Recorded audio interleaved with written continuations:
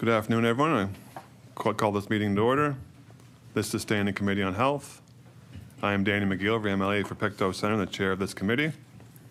Today we'll hear from the Department of Health and Wellness, Pharmacy Association of Nova Scotia, North End Community Health Centre, Canadian Association of Retired Persons Nova Scotia, and Caregivers Nova Scotia regarding seniors and family pharmacare programs. Please set your phones to silent. Please be sure not to touch your microphone. Staff will help you if you need any adjusting. Now I ask committee members to introduce themselves for the record by stating their name and constituency. And for the purpose of, sorry, go ahead. Good afternoon, everyone, and welcome. My name is Adegoke Fadori. I'm the MLA for Clay Parkwest, and I'm glad to be here. Good afternoon, Susan Corkin-Greek, MLA for Lunenburg. Hi there, I'm Ryan Robichaud, MLA for Clare. Happy holidays, everyone. MLA for Yarmouth, Nick Hilton. Ian Rankin, Timberley Prospect. Rod Wilson, Halifax, RMDL. Lisa LaChance, Halifax, Sable Island. Thank you all. And for the purpose of Hansard, I also recognize the President of Chief Legislative Council, Gordon Hebb, and Legislative Committee Clerk, Robin Dan. So I'd like to welcome the witnesses here today. I'll ask them to introduce themselves, starting with Ms. Grant. Good afternoon, everyone. Lara Grant. I'm the Director of Formulary and Clinical Practice with the Department of Health and Wellness. Good afternoon, everyone. I'm Dana MacKenzie. I'm the Deputy Minister for Health and Wellness. Good afternoon, everyone. I'm Marina Keeping. I'm the Director of Pharmacare and Extended Health Benefits with the Department of Health and Wellness. Good afternoon. My name is Allison Bodnar. I'm the CEO with the Pharmacy Association of Nova Scotia. Good afternoon. I'm Jenny Theriault. I'm the Executive Director at Caregivers, Nova Scotia. Hello, I'm Marie-France LeBlanc. I'm the CEO of the North End Community Health Centre. Good afternoon. My name is Lana MacLean. I'm the Director of Community and Mental Health at the North End Community Health Centre. And good afternoon. I'm Bill VanGorder. I'm the past chair and senior spokesman for CARP Nova Scotia and a member of the National Board of CARP as treasurer. Okay, thank you all. So we can move into opening remarks. If we can start with Ms. Grant, perhaps, or anyone who wants to prepare opening remarks. Okay. Thank you, Mr. Chair. I do have opening remarks on behalf of the department. And good afternoon, everyone, and thank you for the opportunity to be here today. We appreciate the chance to speak about Nova Scotia's pharmacare programs and to outline how we are ensuring Nova Scotians can access the medications they need in a way that is affordable, sustainable, and responsive to their circumstances. As you've already met my colleagues, I will take the opportunity, however, to reintroduce my colleagues Lara Grant, who is the Director for Formulary and Clinical Practice at the Department of Health and Wellness, and Marina Keeping, our Director of Pharmacare and Extended Health Benefits. I will be sharing my time with them today. Pharmacare programs, as you all know, are vital to helping seniors, families, and vulnerable individuals reduce the financial burden of prescription drugs. They ensure people have support when they need it most. Approximately 160,000 seniors are enrolled in our Seniors Pharmacare program, one of the more generous programs in the country. Premiums and co-payment maximums have remained unchanged since 2007, and half of enrolled seniors pay no premium at all. The program also offers income-based premium assistance and capped co-payments to help keep out-of-pocket expenses manageable. We continue to ensure eligible older Nova Scotians have the information they need to make informed decisions when it is time to enroll. Family pharmacare also plays an important role for individuals and families who do not have private coverage or who face significant medication costs. The program is income-based, and once a family reaches its annual deductible and co-payment maximums, the program covers the fully approved cost of eligible medications for the rest of the program year. This provides a meaningful financial safety net.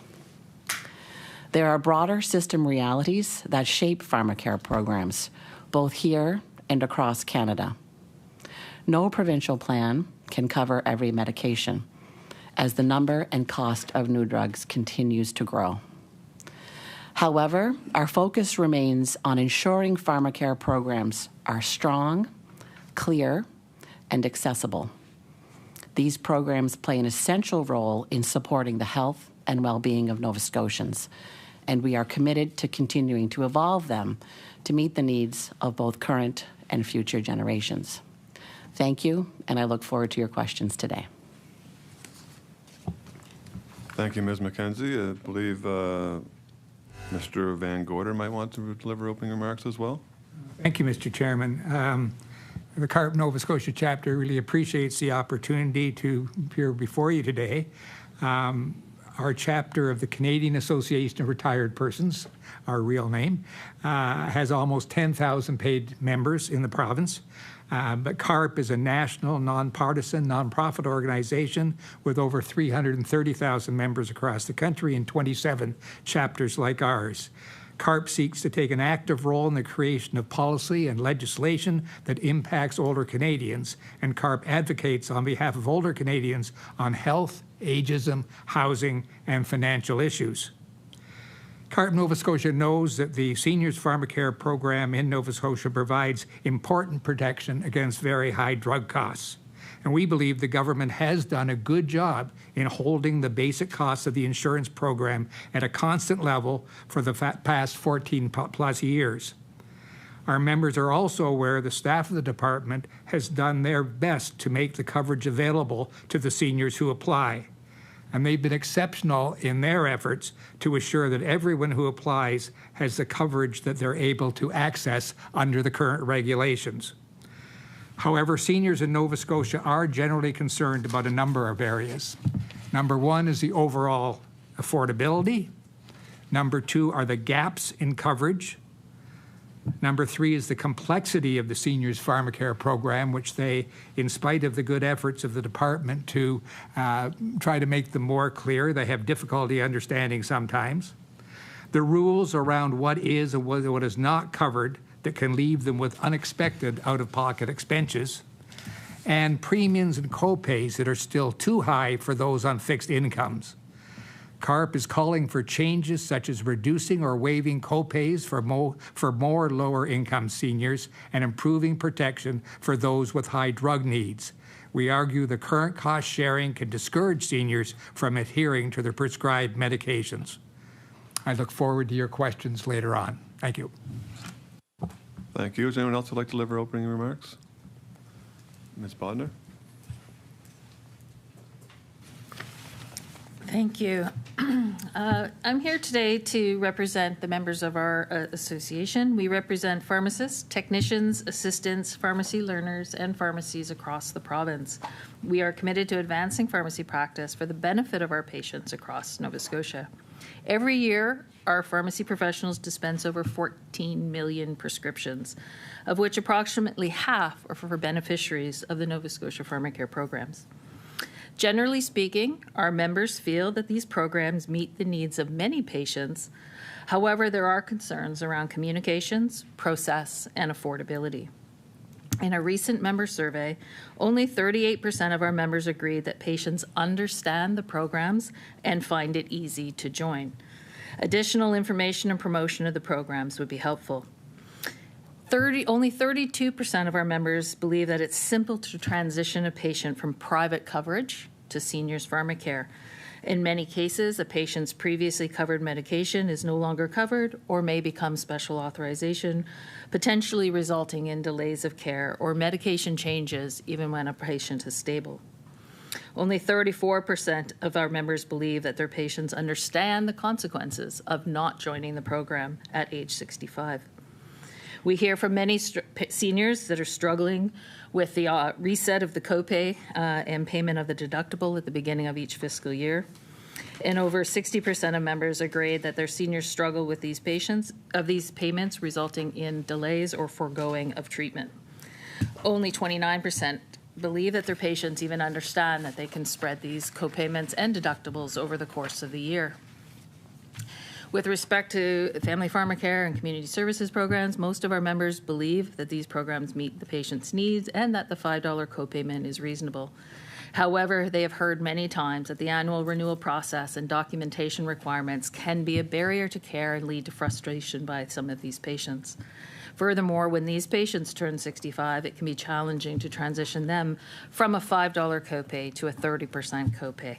Many are unaware of this change, and it can also become a barrier. Overall, the Family Pharmacare program is not well understood by patients. Only 34% of our members believe that this program is understood, and 84% believe that the way that deductible is calculated is a barrier to care. With today's financial realities, even middle-income earners cannot sometimes afford the deductible and forego care.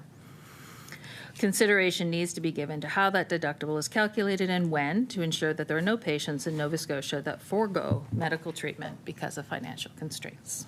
Thank you. Thank you. Anyone else who would like to? Ms. Theriault? Thank you. Good afternoon, and thank you for the opportunity to speak with you today.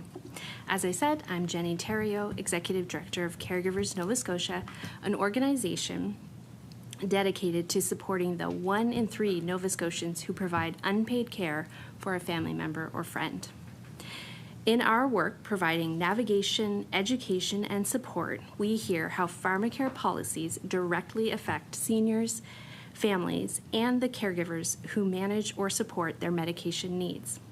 Caregivers often take care of the costs, the paperwork, and the emotional load when things get complicated or expensive, sometimes at a high personal cost.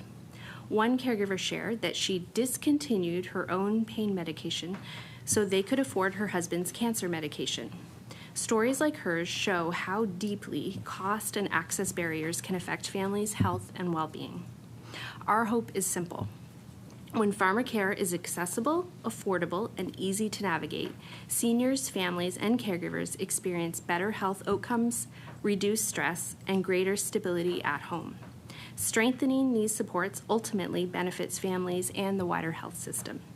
Thank you again for inviting Caregivers Nova Scotia to contribute to this important discussion. Thank you, Ms. Theriault.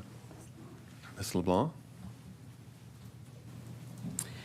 Thank you for inviting the North End Community Health Centre and giving myself and my colleague Lana MacLean the opportunity to speak to the needs of a group whose strength, stories, and needs guide much of our work, the older adults and elders in our community. At NECHC, we clearly see that aging is not simply a health outcome, but it's a reflection of housing, income, culture, food access, community, and dignity. For many seniors, the idea of aging in place is becoming harder, not easier. Right now, the by name list, the list that identifies those experiencing homelessness, community that we serve, shows approximately 240 seniors experiencing homelessness in our region. These are grandmothers, grandfathers, residential school survivors, veterans, retired workers, caregivers. Elders who should be living in safety and connection, not navigating shelter systems, unsafe rooming houses, and chronic displacement. This is why our work with seniors, our work in senior support must include housing support. Osnum Place is one example of what dignity-based, health-oriented housing can look like. It's not simply a building, it's a recognition that safe, permanent, supportive housing is necessary for health. Opened just a little over a month ago, Osnum Place offers housing for 38 people.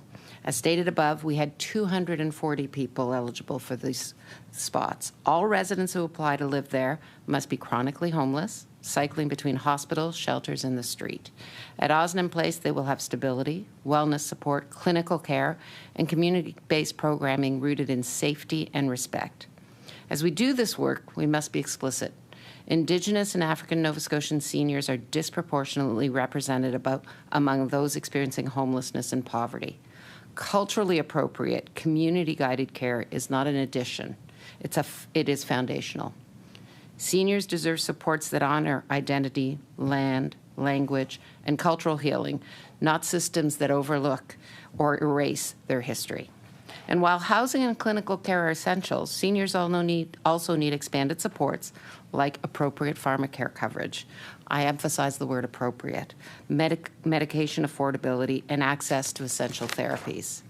Too many older adults on fixed incomes are making impossible choices between medication and food, rent and mobility aids, eye care, and dental care. We see it every day.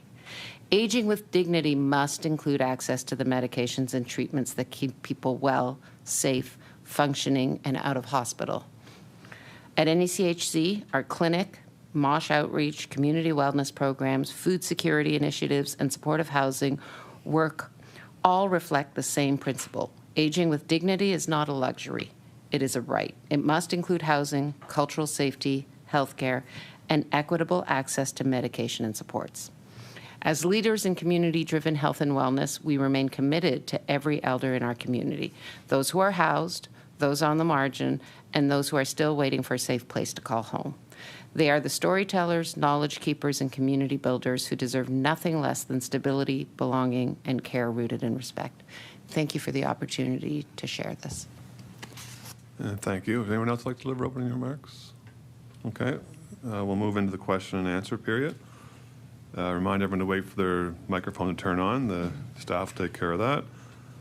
We'll wrap up questioning at 2:40, and we'll start with the NDP.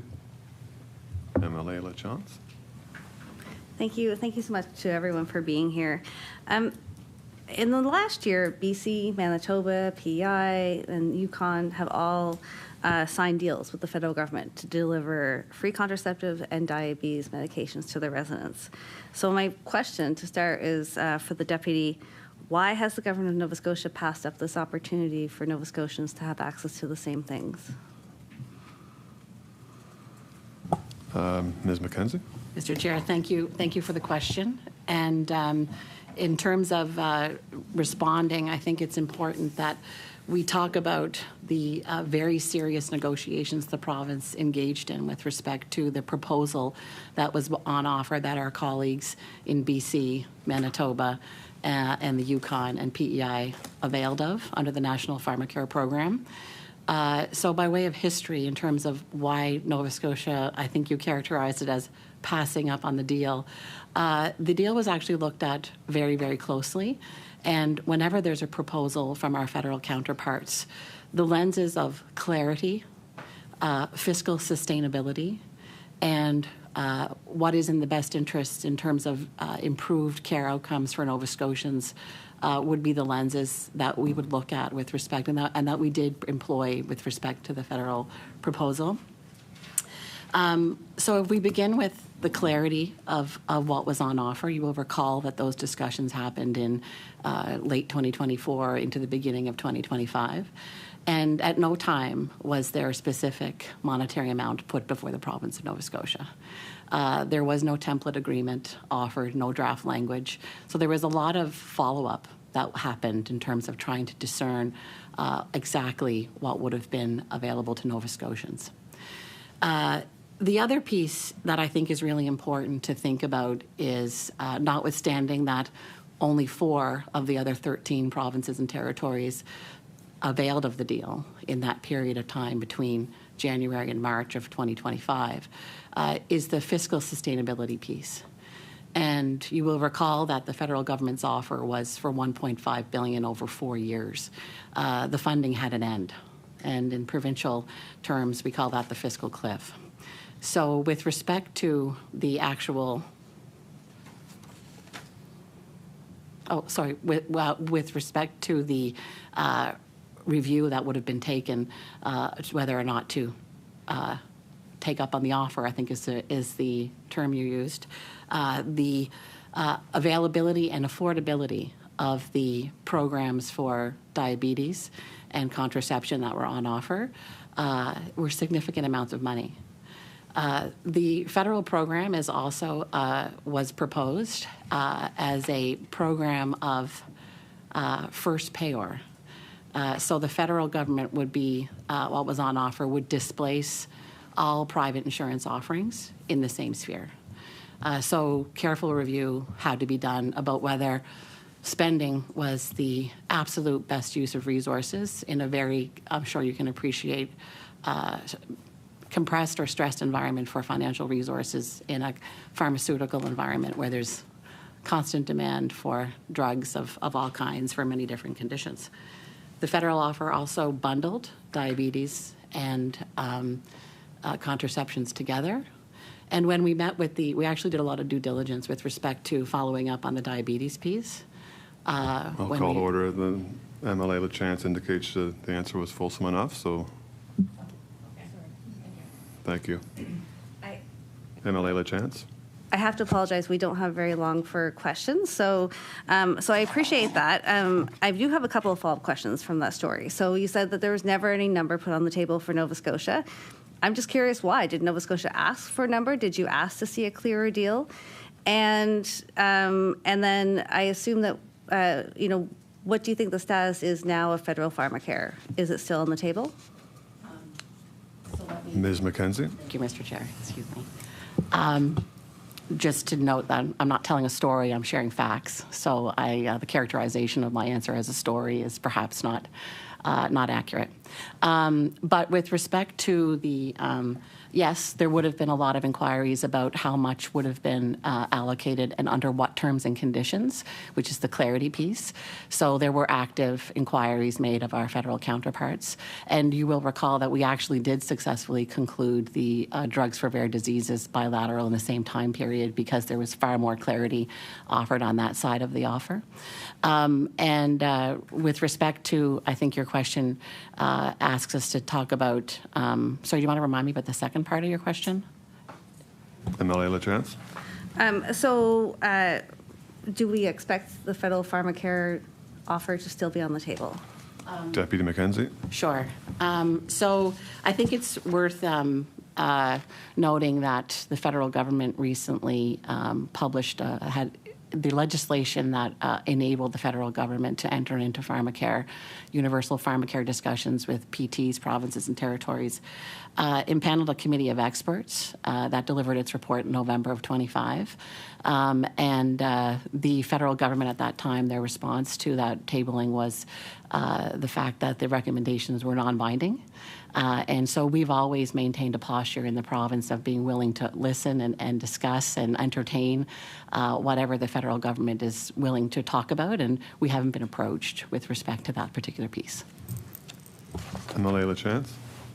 I think with the bundle of diabetes and birth control, I guess, from my perspective and from what we know of the context of Nova Scotia, those seem like two ideal things actually for Nova Scotia to sign on to. So I believe that Nova Scotia has the highest disease burden per capita of diabetes in the country. And certainly I hear from people all the time for whom the co-payments and deductibles, where they have a lot of trouble managing their diabetes effectively. And we know what can happen if it's not managed effectively. I also think with regard to contraception, specifically right now, there's so much disinformation being perpetrated to young people, and certainly watching. I have two young adults, so we've just gone through the teenage years with them and their friends, and many of their friends really not having access to contraception. So there may be young people who don't feel comfortable going to the sexual health clinic at school. And there were a number of unwanted pregnancies in their peer group, which of course has a high cost of itself. And then the evidence we have from BC is that there was an almost 15% increase in number of folks accessing certain types of contraception after BC started covering the cost, and they started covering the cost but before Pharmacare. So I guess the question is,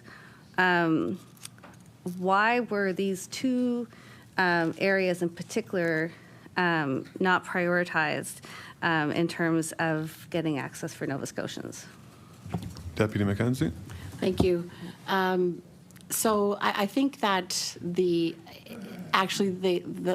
question proves the point, because diabetes is such a significant condition, for example, if we take the diabetes example, that it was imperative to ensure that the most effective use of the resources on offer was going to prevail in terms of what was on offer.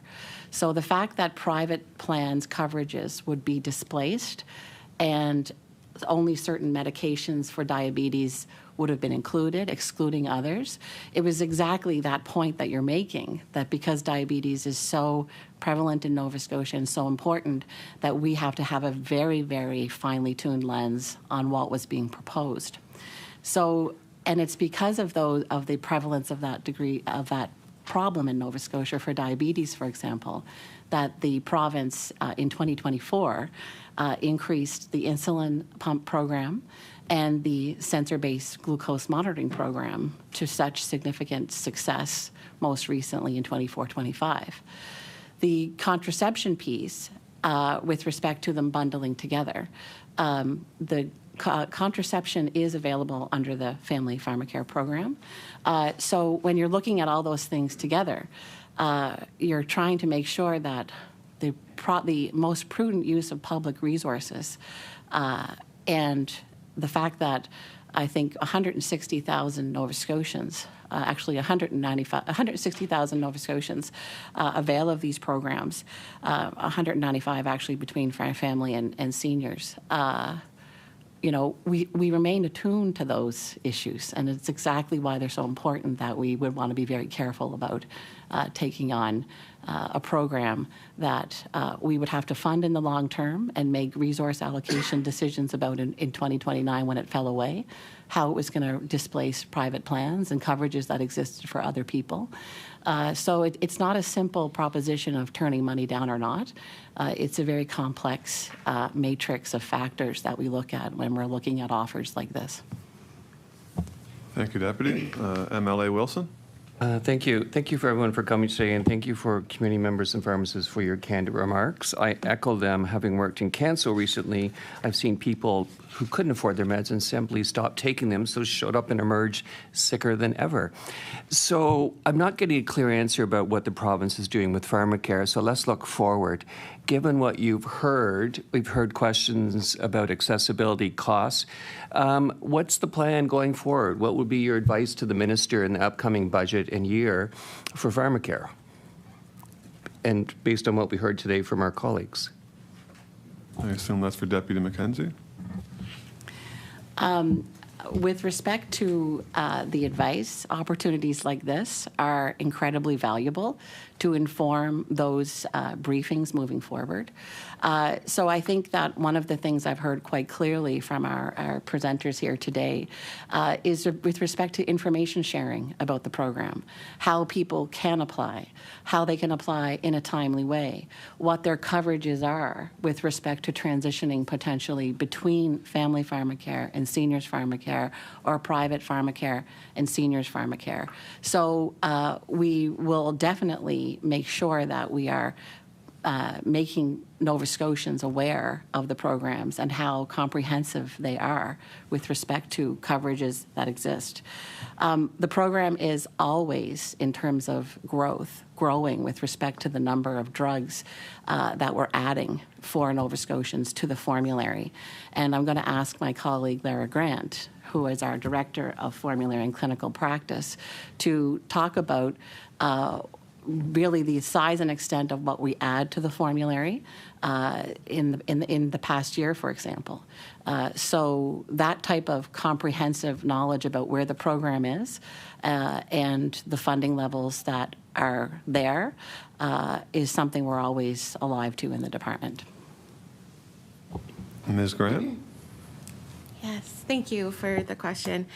So we, as Deputy MacKenzie has mentioned, we have added 196 new drugs over the last few years. In the last year alone, there's been 53 new drugs added. So we're keeping up to date with our other colleagues across Canada as well, following through on what should be listed according to Canada's Drug Agency as well. Recommendations are up to date in that front. A lot of medications have been added recently for autoimmune diseases, cancer, of course, and we have also adjusted criteria and attempted to streamline a number of things, make some medications full benefit as well. Thank you very much. MLA Wilson? Thank you.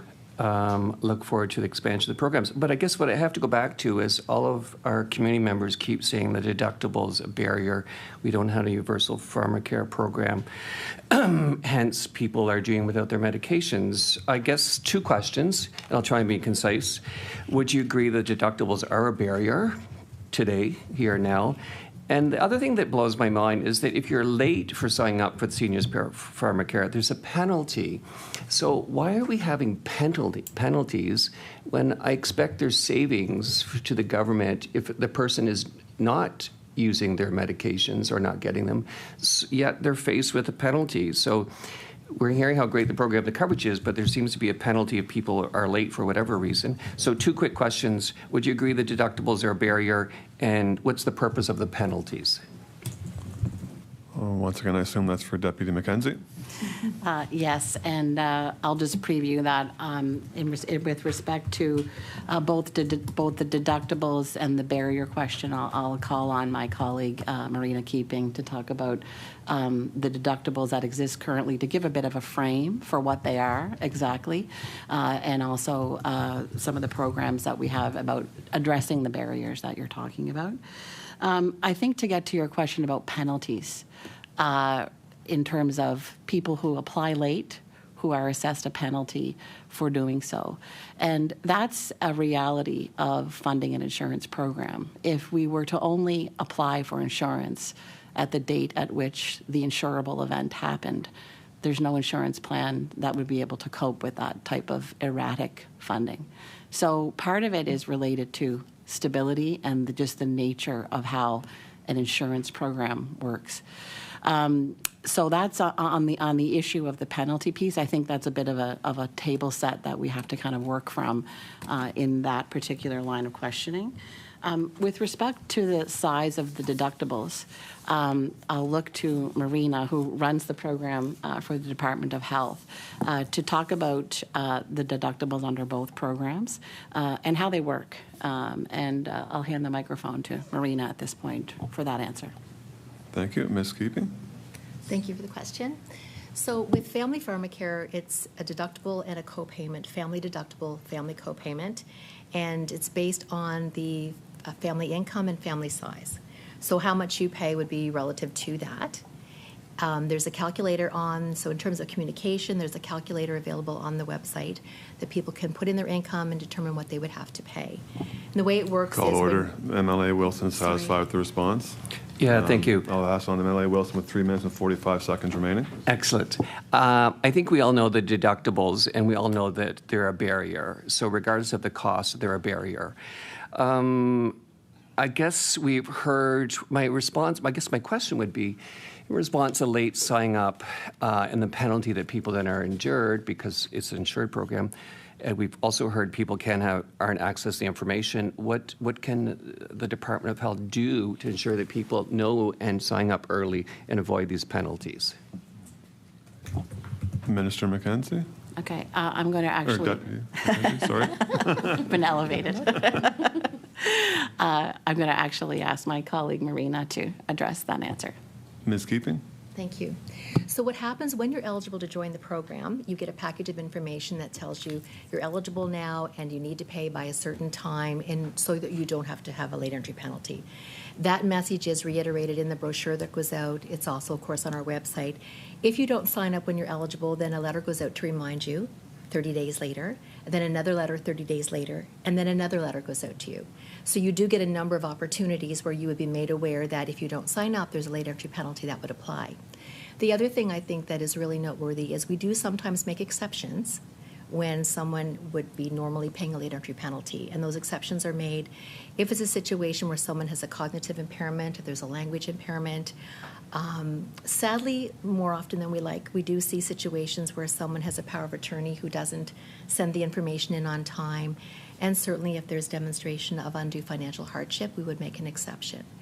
Right now, out of the 160,000 people in the program, there's about 3,700, maybe 3,800 people paying a late entry penalty. The average late entry penalty, just for context, is about $145 a year, which is roughly $12 a month. The maximum penalty would be about $18 a month. It's 1.5 times your assessed premium. And so if you think about it as well, about 50% of the people in the program don't pay a premium at all. And so they would, if they signed up late, they would not have a late entry penalty. Okay, thank you. MLA Wilson, with 1 minute 25 seconds remaining. Excellent. How do we get that number to zero? How can you get that number to zero from, is it 3,700, I believed, late penalty? How can you get it to zero? Question from Ms. Keeping, I believe. Maybe I'll start. I'll start with Deputy MacKenzie. Yeah. Getting any number in a public sector program to zero, I think, would be very difficult. So it's a binary proposition that I think would be very difficult to achieve, but always in the attempt to get there. And I think some of the programming we're doing, we are moving things online sooner rather than later, and hoping to add the seniors Pharmacare to an online tool that over time, because we have to live in both worlds, both paper and digital, will help us spread the news. Discussions like this today are really helpful as well to educate us all about how we can better inform Nova Scotians about avoiding penalties and the reason for them, and encouraging people to attend to the issue when it shows up in their mailbox 3 times. So we're always looking at ways and discussing how we can get the message out better, and today's a great example. And I'll cut Marina off, but I'll let you take it from there. Ms. Keeping with 4 seconds remaining. We're doing lots. Thank you. We'll move on to the Liberals and MLA Rankin. Thank you, Mr. Chair, and thank you for all being here today on an important topic, especially I think with the context of today, with seniors trying to keep up with costs unrelated to drugs, and of course with related to their medicines and making the choices that were referenced today as an example. With their partner and trying to afford a power bill and trying to afford all the other costs of groceries going up. I think today we can get more answers. We're starting to find out why the agreement hasn't been signed with the federal government. But I am curious, given that there was an answer that it is a 4-year fixed agreement offer, this provincial government gives grant money to organizations across the province, several, hundreds and hundreds, and they often say there's challenges with that fixed term, yet the province still delivers funding that community organizations depend on year after year. So it's not atypical for governments to fund really important things and not have some kind of end date where there's a renewal. So I think, to put it politely, that it's a stretch to say that that would be the impediment to say no to significant funding that's going to help our seniors. Another example is the child care agreement. So we know that that was a certain amount of years for $605 million. Our province signed on, as did every other province in the country. And that was a fixed term, like the offer that's on the table. Not only that, but this government actually signed the extension to that agreement, the child care agreement. It's not in perpetuity. There's always renegotiation. So my question around this is, has the government said no? Are they at the point now where they're not going to entertain a Pharmacare deal based on the fallacy that this somehow is an atypical arrangement with the federal government that money runs out? And as part of that answer, did the federal government actually ever say that there won't be funding beyond 2029? Because I find it hard to believe that there wouldn't be an entertaining of extending the agreement. No government comes up with a significant program like this, of the scale of the child care program, with plans to abruptly end it. That's why BC signed on. That's why a number of provinces have signed on. Different parties, PEI next door with the PC government, have signed on because they're willing to accept the hundreds of millions of dollars to help and work together with another order of government to see this program through. I think most Canadians want to see, coverage for diabetic care and for birth control in perpetuity, and it has to start somewhere. So is the government at a point now where they're saying no? And is it because that they're not guaranteed funds forever? Deputy MacKenzie? So to answer your question, the government has not said no to the Pharmacare discussion, and we await an outreach from our federal partners with respect to what the current iteration might be. I note that the federal budget had no allocation for it. So that might be a message in and of itself, unclear, but we remain open to those discussions. With respect to the fact of the fiscal cliff sometimes not being a deterrent in other contexts, like the agreements you referenced, and the fact that government funding is typically term-based, that is true, but it actually becomes incumbent on decision makers to ensure that if the funding isn't there, that there's affordability and practicality and prudence built into whatever does get built, so that it is responsive and the best use of public resources that it can be. And without clarity with respect to coverages, flexibility, that type of investment doesn't become very easy to assess when not only do you have a fiscal cliff, but a real lack of clarity with respect to what the impacts are going to be on your system about displacing private programs, and also whether there'll be federal funding moving forward. And I note that in healthcare, for example, we did have hit a fiscal cliff with the federal government recently with the COVID vaccine, where they exited that funding last year. So we do see it happening in our context in other domains as well, where there will be a discontinuation of a program.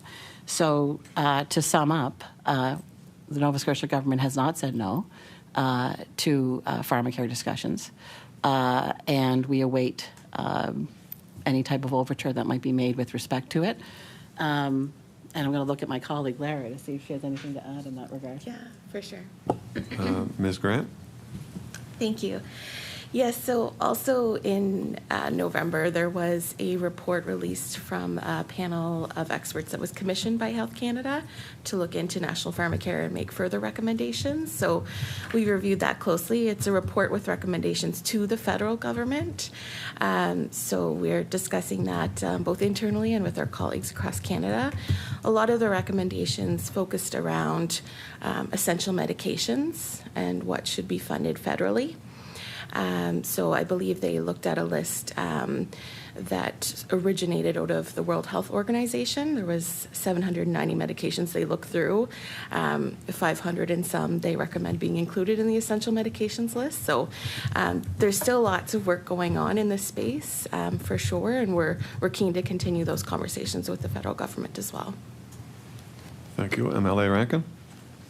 Yeah, thank you, Mr. Chair. And I'm just curious if that is the reason that it's a fixed 4-year, $1.5 billion, then if that term and condition doesn't change, then it sounds like it's a no. Is that a red line for the government, that if it's not funding that won't be available in perpetuity, which I don't think it ever will be, then it's a no for the province of Nova Scotia? I believe that's for Deputy MacKenzie. Yeah. So just to clarify for the record, the idea of the fiscal cliff was not the only kind of prohibitive factor with respect to Nova Scotia's position on it. It was a factor in the analysis as the discussions continued. And that conversation changed, obviously, over the past 8 months since the spring of 2025. So we're always open to whether they want to provision in your spending to make sure that Nova Scotia's needs and whatever we would identify as being most appropriate for coverage.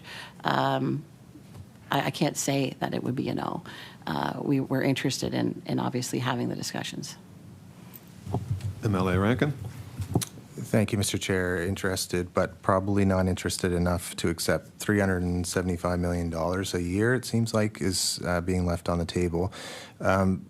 Is there an analysis that can be publicly available in terms of the cost benefit of signing on or not? So there's incremental costs that we focused on today relative to the diabetes medication and birth control, but there would be savings within the Pharmacare program. I'm just wondering if the department can provide any kind of analysis that looks at or even tell the committee, like, where are the savings that we would actually achieve in the provincial Pharmacare program by leveraging federal funds? Deputy MacKenzie? We could do an analysis for sure and share that with the committee about, yeah. MLA Rankin? Sure, and I would venture to say that most members and most committee members would want to see eventually coverage for birth control and coverage for diabetes care. And if we can make that assumption, and the government is interested in that, which I think certainly members of the government would be, what are those costs for eventually the government taking on that cost alone? And I speak to that because there is a massive opportunity in front of us with federal funds. And I wonder if the department, if they were negotiating with the government, this would be probably the first thing you would look at. What is the cost? If the government is giving direction that they're interested in it, what would be the cost for the government of Nova Scotia taking it on alone? And versus leveraging the federal funds to taking on the coverage for diabetes medication and birth control.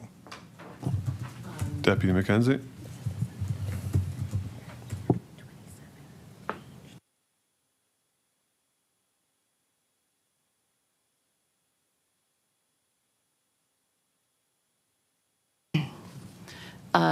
So with respect to your question about the funding that would have to happen to cover off a federal contribution, because of the particular characterization and information that was on offer, the estimates, I think, to cover the contraception and the diabetes was $35 million, I believe, to $80 million per year. MLA Rankin? And it's the government's intention that that's just too much on a fiscal pressure on the budget, despite the $1 billion overspending that we're seeing year over year by the government, but that this didn't fit the criteria of the government incurring that incremental cost. Deputy MacKenzie? There would never have been an analysis that this cost too much. It was an analysis about what was on offer and with respect to what would be left to be paid by Nova Scotia if those particular drugs were left unfunded at a future date. So it's not a binary kind of that was too much money.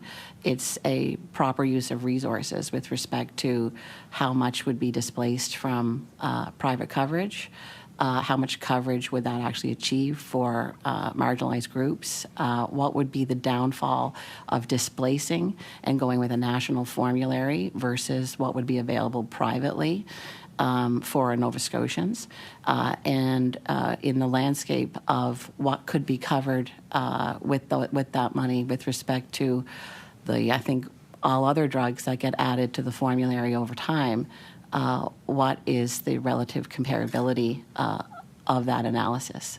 So it wouldn't be fair it wouldn't be accurate to characterize it as just too much. MLA Rankin? Thank you, Mr. Chair. It was noted that the stage of actually looking at a potential draft or any kind of agreement, that we were nowhere close to that. Is that so? It's fair to say to characterize it as not in the remote possibility that there could be an agreement, like there's no details shared back and forth. I think you said that, I don't want to misquote you, but earlier on you said that there was no draft type of agreement even contemplated. Deputy MacKenzie? And I'll look to my colleague, Ms. Grant. She can correct me if I'm wrong, but with respect to the actual number that would have even been in play for Nova Scotia, that wasn't received from the federal government either. So that would have been a key piece. And I'll hand the microphone to Lara to elaborate on that. Ms. Grant? Yes, thank you. Yeah, we had reached out a number of times to the federal government to continue conversations and get more specifics. But unfortunately, after the election, there hasn't been any communication. So we remain ready to listen to more details that we would need in order to move forward. Thank you. MLA Rankin?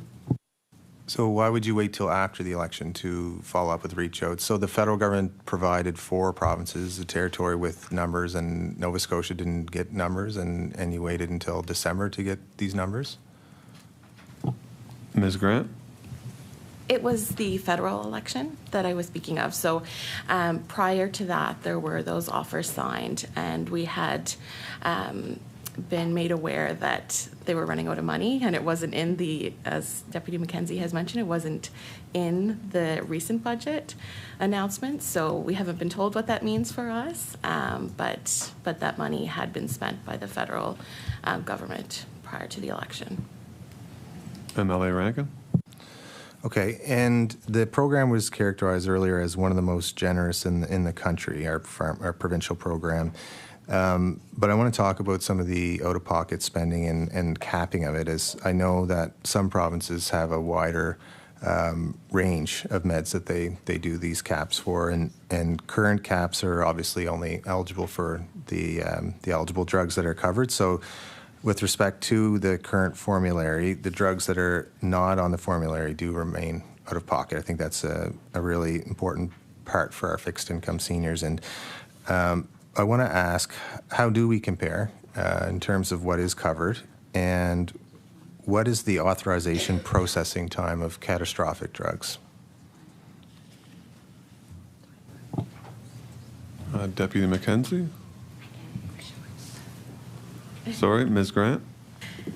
Yes, thank you for the question.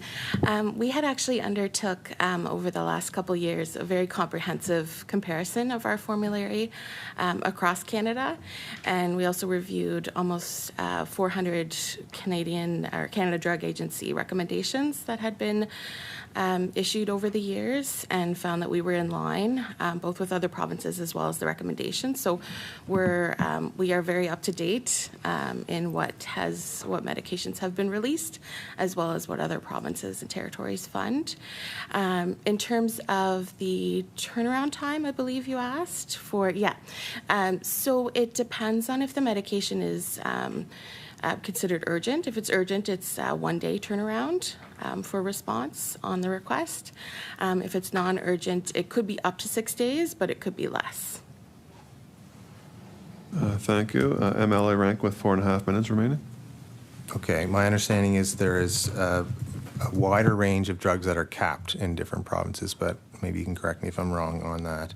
I do want to also ask the issue around when folks do turn 65 and enter into the program. It was often brought to our office that they were not able to stay on the existing medication that they were on that worked well for them, and with blood thinner medication and other types. So I wonder if there's any progress that have been made in making those kind of decisions to ensure that consistent delivery of medication, the specific kind of medication, is often important for patients. So I was wondering if there's progress on that issue. Ms. Grant? Yes, thank you for the question. It's an important issue that we're aware of as well, and we've been making steps to alleviate this stress on patients joining the program. And the anticoagulants that you speak of as well, we've also made those full benefit, along with a number of other products, just to alleviate that process, streamline administrative burden as well. But we also work with patients on a case-by-case basis. If there's a medication that would be detrimental to their health, destabilizing, we can work with them and their prescriber on getting the information we need in order to determine how to make that be a consistent transition for them. MLA Rank with 2 minutes and 55 seconds remaining. Okay. So finally, we have a lot of anecdotal examples. One was referenced today in terms of how many seniors actually forego prescriptions due to costs. When you're making these kind of decisions on the formulary and out-of-pocket expenses, what kind of data do you have in the department that actually tracks, like how many seniors are actually making these decisions? Do you track that kind of data?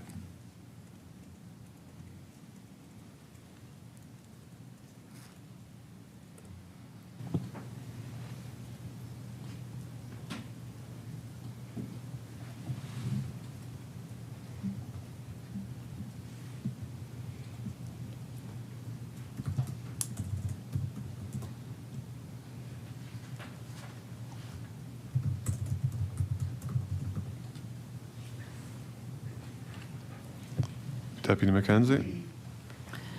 Thank you. I was just conferring with our director of the program to figure out how we track those things.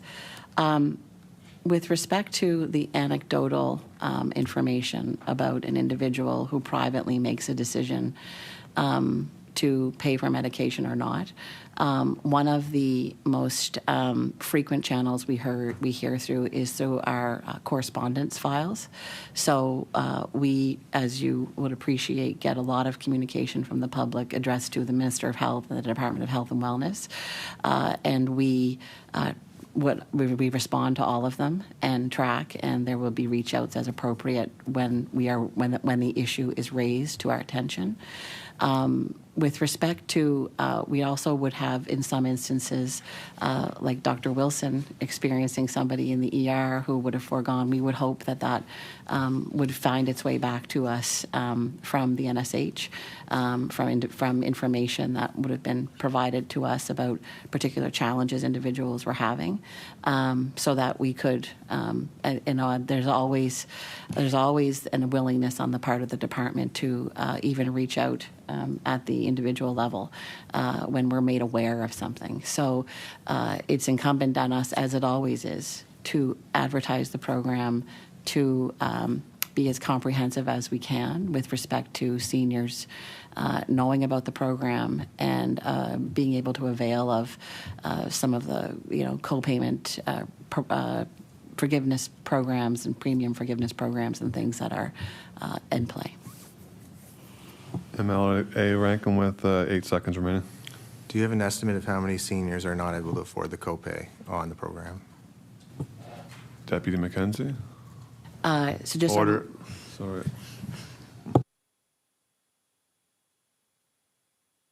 We'll move on to the PC party. MLA Fedar to start. MLA Hilton.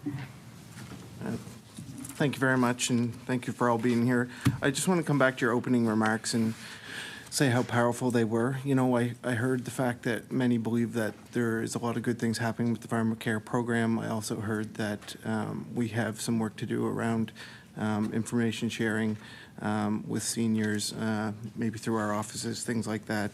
I just want to get started with a high-level overview of the Senior and Family Pharmacare program, and just ask how many people are using them, how much is the government spending on them. I guess that's more of a question for the department. I do apologize. I know we have witnesses here that haven't got a question yet, but we'll start with the department if you don't mind. So Deputy MacKenzie. Sure. Just let me pull up my notes here. So Seniors Pharmacare is about a $280 million program, and Family Pharmacare is approximately $60 million program. I think it's about 58 currently. I'm rounding up there, but 58 and about $280 million.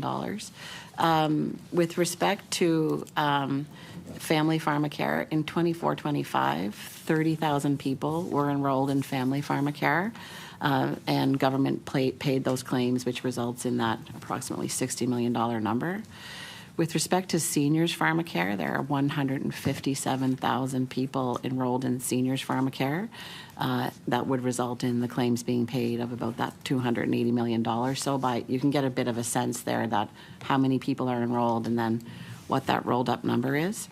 My colleague Lara talked about the number of drugs that are added to the program every year. That's something that I think people don't really see a whole lot because they get added to the formulary, but they do represent a significant pressure with respect to the program.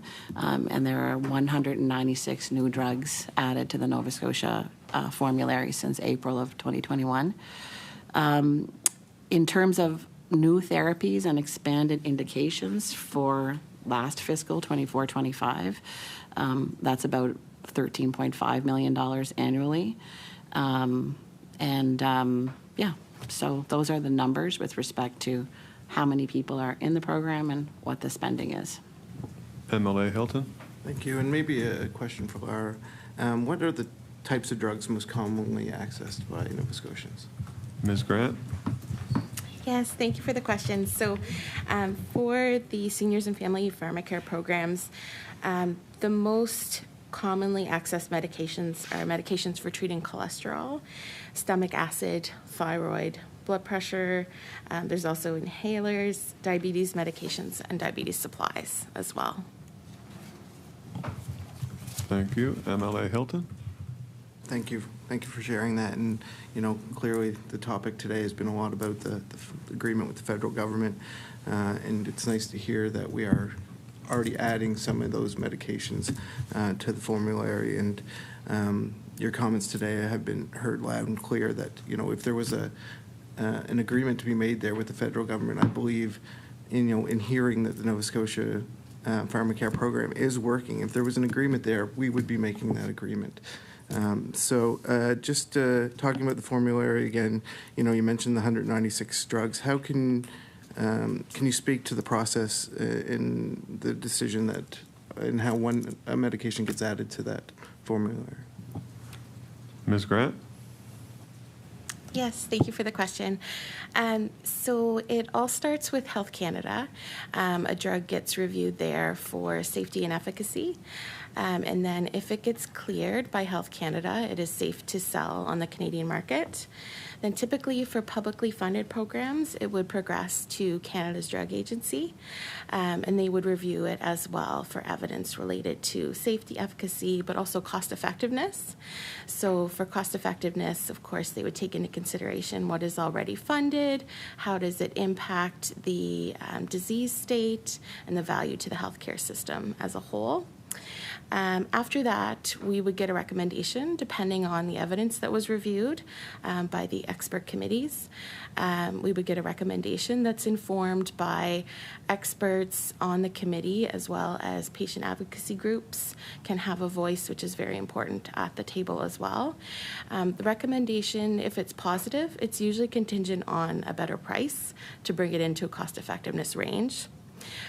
So in that case, it would proceed to the Pan-Canadian Pharmaceutical Alliance, which is our collective across Canada that negotiates drug prices with drug companies in order to get them into that cost-effectiveness range. After that occurs, if the negotiation is successful, we develop agreements with drug companies, and then we can proceed to listing on our formulary and making that announcement in our Pharmacare bulletins. MLA Fredar? Thank you, everyone. Thank you for everyone being here. I think I'm glad just listening to the DM speak today, most especially about the federal government agreement, and we can see clearly that there's nothing to hide. And we can see clearly that the government is really working hard on behalf of Nova Scotians. Yes, there might still be gaps in terms of communications on that, but we can clearly see that there's a lot of work that is happening. Just the thought about 196 new drugs since 2021. Just last year alone, 53 new drugs. I think we're not sitting on our hands, right? While there's no deal yet, we are obviously expanding how we can reach and help our people. And I think that needs to be clearly stated and said today. My question goes to the department, is around Nova Scotia is part of the National Strategy for Rare Diseases. I understand that work is already helping people. I just wanted you to be able to speak more about or walk us through how the participation level has been and the strategy in supporting patients here at home in Nova Scotia. And because one of the things I've heard clearly today is that we don't accept just any deal, right? Because Nova Scotia expects us to do the best for them. And I think it's important because there might be some thoughts around the table that feels like we should just take anything, right? But we need to recognize that we need to do what's best for our people. So please, can you talk to us about how we've been supporting patients here at home, around, rare diseases? And I don't know if you could speak a bit about that, the strategy around it. I know people have started engaging with the program itself. Could you just talk to us about the participation level around that, please? Thank you. Deputy MacKenzie? Thank you. So yes, I referenced this earlier. Around the same time as the National Pharmacare Agreement was the bilateral agreement with respect to drugs for rare diseases with the federal government. And that offer was for $39 million spread over 3 years, so $13 million a year. And 9 new therapies have been funded with the support of that federal funding. and those include therapies for a variety of rare conditions, rare cancers, and CAR-T therapy. So with respect to the number of Nova Scotians who have been helped, I don't have that exact number. I'm happy to share that with the table, but my colleague Lara can probably, we can get that more information and share it with the committee with respect to the number of Nova Scotians who've been helped. One of the things that was in the back and forth with respect to the drugs for rare diseases piece, one of the important things for us was to ensure that there was a portion of money attributed to screening and diagnostics, so that we weren't just actually dealing with the rare diseases on the pharmaceutical front, but also being able to use some of that federal funding for issues like screening and diagnostics, and we were able to achieve that in those discussions with our federal counterparts. They also agreed that with respect to the funding that was available, they could dedicate a resource to the Department of Health and Resource, a funded position, to work on the drugs for rare diseases file, because when those exceptional cases come forward, they are very expensive, but we want to be able to participate meaningfully in them.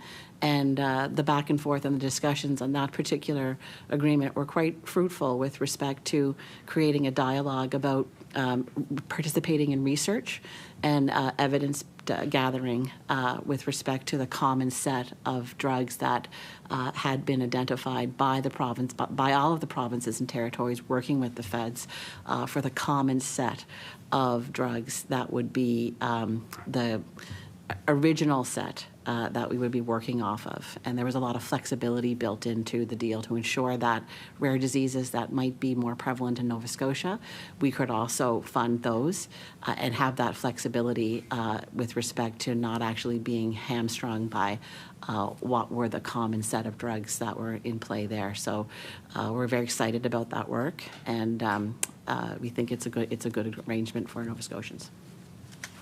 MLA Fedar.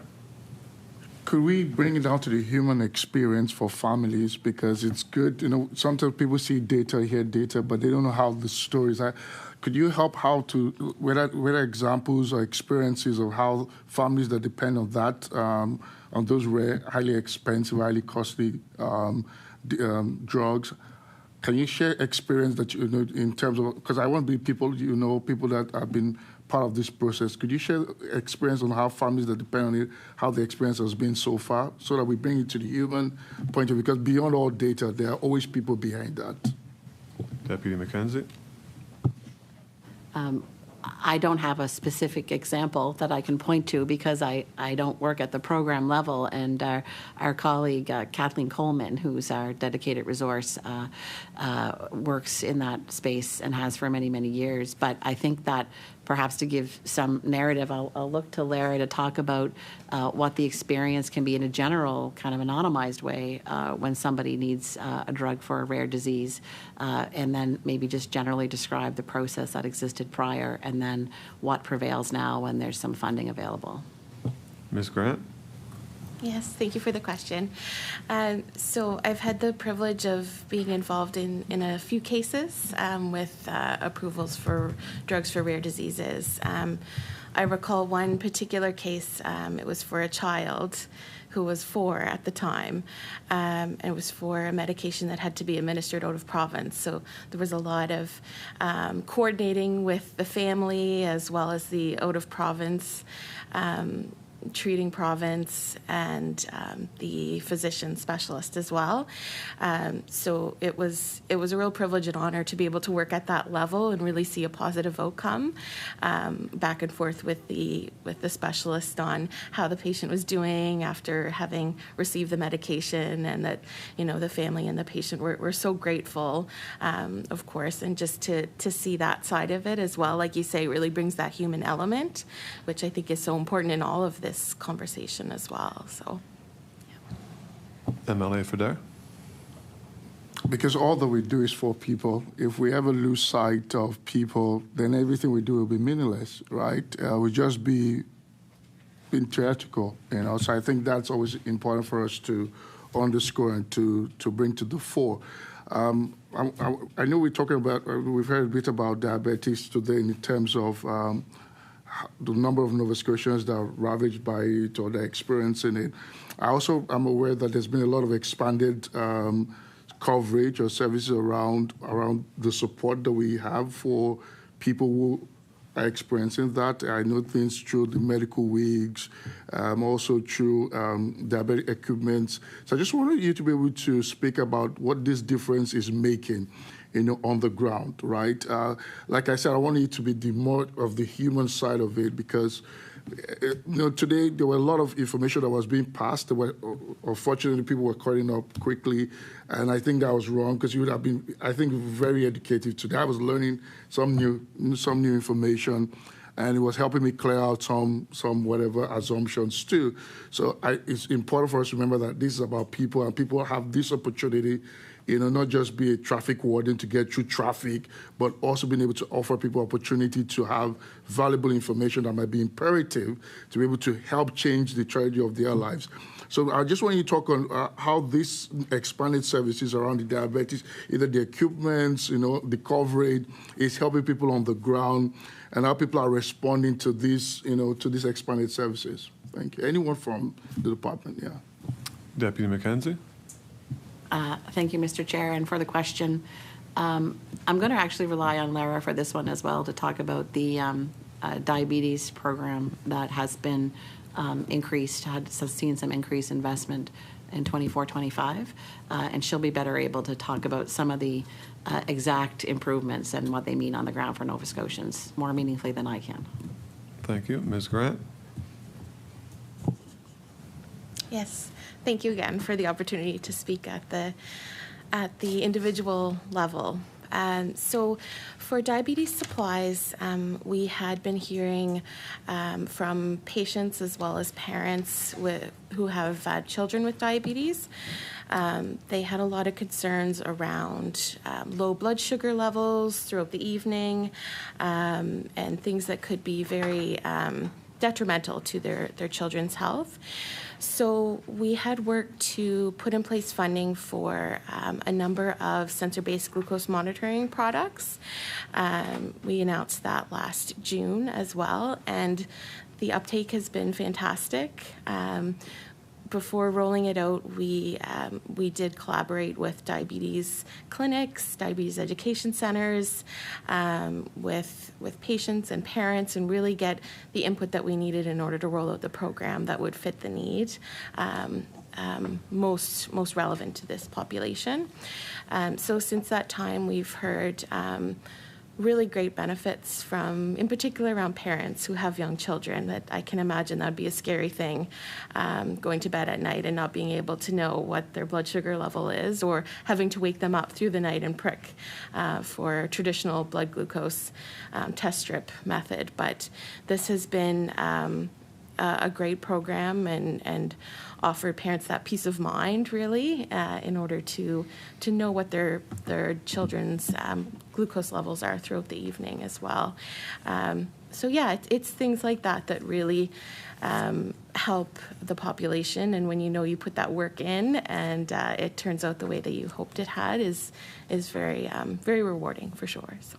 MLA Feder, with 3 minutes and 20 seconds remaining. Just quick, do you have a quick example to share like you had regarding the rare disease one? I'm just wondering if there's an example to share, because what I hear today is that we're definitely not sitting on our hands, right? Yes, there's some waiting for some help to come from outside, but internally, we're doing what we can for Nova Scotia. Is there any quick example you want to quickly share about that? Ms. Grant? Yeah, so the example that comes to mind is, like previously mentioned, we get ministerials, people writing in. So prior to announcing the expanded funding for sensor-based glucose monitoring program, a lot of the letters we received showed a lot of concern and worry. And it's been great to see after the gratitude and the, just the real life stories of the difference it's made in their lives and what they've been able to do now, what they couldn't previously for caregivers out there as well. MLA Robichaud with 2 minutes and 20 seconds remaining. Thank you, Chair, and thank you to the witnesses. Just to change course a bit here, this is for the Pharmacy Association of Nova Scotia. So can you talk about the role of expanding the scope of practice and the pharmacy primary care clinics? We have one in our area and we're very proud of it. They provide timely and appropriate care, but do we have data to share on access or patient satisfaction? So just to discuss on that. Ms. Bodnar? Thank you. I do. We issued a final report last year that shared all of that data. What I can say from memory, I wasn't prepared to speak on the clinics today, is it was just over 200,000 clinical appointments that we conducted over the period of that pilot program, with exceptionally high satisfaction rates, with, I think something in the neighborhood of 97% rating the service between an 8 and a 10. We treated about an equal amount of attached and unattached patients. We did a fair amount of work in acute areas, so things like strep throat, calming conditions. Those would have been on the highest numbers on the acute side, and then did a lot of chronic disease work to support patients, both unattached and attached, to support other primary caregivers, to allow them to spend more time doing sort of higher value work, allowing the pharmacist to manage patients who needed ongoing, let's say, blood glucose monitoring, whether they needed high blood pressure, having their blood pressure checked periodically. Those are things that can be done in collaboration with a primary caregiver, or if the patient doesn't have one, taking care of them. And so we saw a lot of patients come through those clinics that hadn't been cared for in a number of years, who got back into the system. And so it's been great for Nova Scotians. It's also been great for our practitioners. These are highly trained individuals who have for decades been working below their scope of practice. And so it was really nice to see a collaboration with the government that allowed us to better help patients, but also to finally recognize the role that these professionals should have been playing for a long time. Thank you very much. We'll move on to our second round of questioning. It'll be 8 minutes per party. I'll start with MLA LeChance. Thanks. And I think, I think it's clear to us and clear to what we've seen in our offices, is that it's not just about information sharing, that there are very real affordability issues with the current Pharmacare programs. So for the North End Community Health Clinic, when I look at the fact that a single individual with earning $25,000 a year would have to pay almost $1,000 before the Pharmacare program starts to kick in. Are people that you support at your clinic able to afford out-of-pocket costs for things like birth control, or are they going without? Ms. LeBlanc?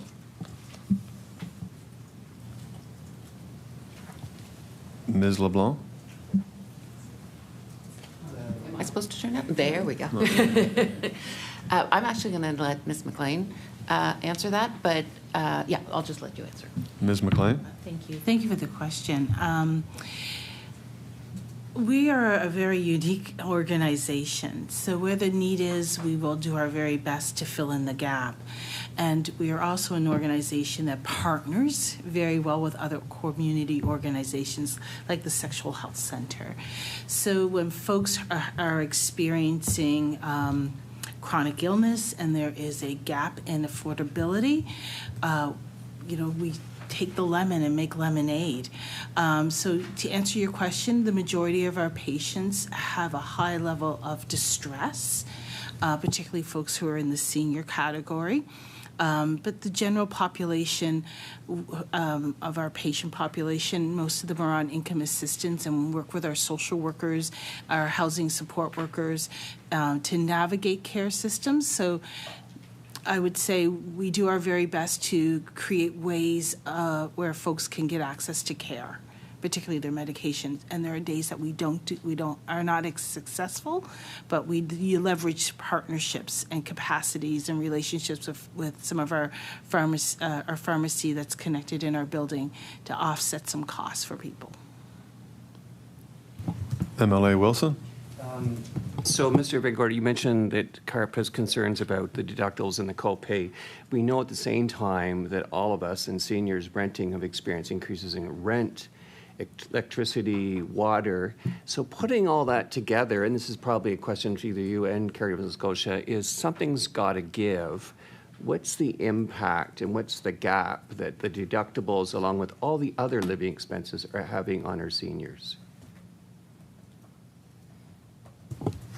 Mr. VanGorder? Thank you for the question, and a good question, because any kind of increase of any kind is affecting seniors who are at fixed incomes. And it doesn't matter whether your fixed income is here or here. If there's an increase, then it affects, and certainly this is an increase that we're concerned about. But we also know and understand that there needs to increase the coverage, and it puts seniors on the horns of a dilemma. Don't want our taxes to go up, but want to have those increased services. And for the last 14 plus years, there have been no increases. So our suggestion is that we look carefully at going back to the 25-75 split between the government and the payees, rather than the 30-70 that came back a few years ago. There has to be a way to balance it so that we don't ruin the program in one way by trying to support it in another. And that's one we would like very much to work with the department about, to try to come to some way of handling that. Thank you. MLA Wilson? Ms. Theriault, any thoughts on what gives up? How are people making out with this? Mrs. Theriault? Thank you. I would just agree with what Bill was saying, that and to further expand on that is, in general, caregiving, there are a lot of outside expenses, financial strains related to caregiving. Many caregivers have to leave work altogether or reduce their hours related to caregiving. There's costs related to respite, adult day programs. There's a lot of additional costs related to caregiving to begin with. And furthermore, many caregivers, it's almost as if they're penalized for being a caregiver, if there's a caregiver there in that situation. And so I think, medication should not be something that has to give in this case. But yes, there are also tons of financial strains on caregivers. And so there's definitely something always has to give, and it certainly shouldn't be medications. Thank you. MLA Wilson with 2.5 minutes remaining. Actually, I'll defer to Ms. LaChance. Oh, sorry, MLA LaChance with 2.5 minutes. So just quickly, one of the other medications that we've been really concerned about the uptake and accessibility in Nova Scotia has been the use of PrEP. So we understand that only 8% of PrEP eligible users in Nova Scotia take the medication. In BC, Alberta, Saskatchewan, Manitoba, PEI, people can access PrEP at no cost at all. And we've met repeatedly, both MLA Wilson and I, with numerous people from community members who just can't afford, even with it on the Pharmacare program, they cannot afford the copay for PrEP. And we've made this case before at this committee. We understand there was a proposal for universal access to PrEP that was developed in the department. And I'm wondering where that proposal is, and will the department be implementing it? And the Deputy MacKenzie with 1.5 minutes remaining.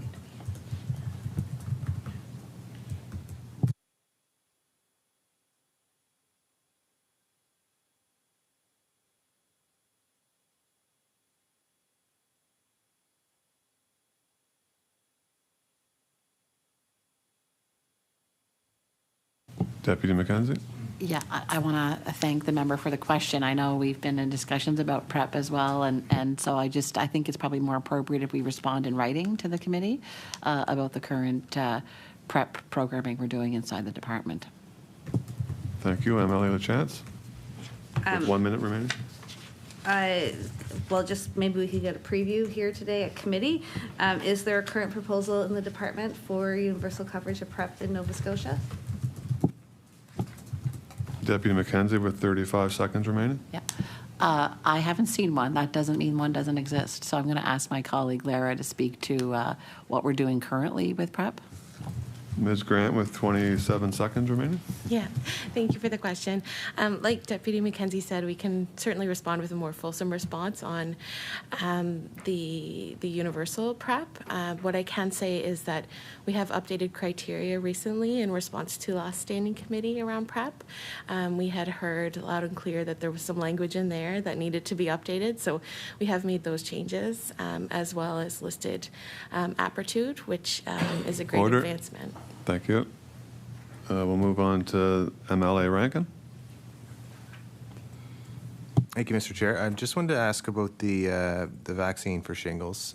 So back in the spring in 2025, there was a commitment for publicly funded doses of the Shingrix vaccine for eligible seniors over 65, and I wanted to ask the question because I've heard from some physicians that they have very little doses for their patients. So just a question around the tracking of this. How many, when you're looking at how many doses to put out in the community, how many eligible seniors have received the vaccine since that coverage has began? I'll start with there. Deputy MacKenzie.